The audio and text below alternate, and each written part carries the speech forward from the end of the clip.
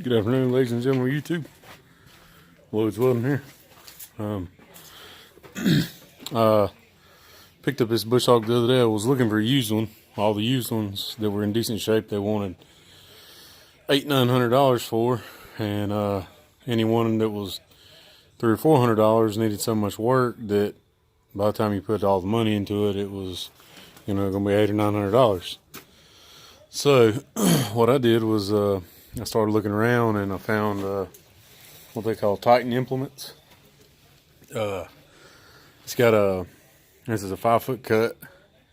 It's a 55 horsepower gearbox. The tractor here, the old Workmaster, it's a 48 horsepower engine and I think 32 or 34 PTO horsepower. So it's really overkill for this, but it works good. Works real good. I've been cutting real heavy brush. It ain't been cut in probably,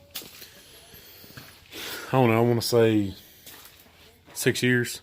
It's got trees in it, 3 inches across.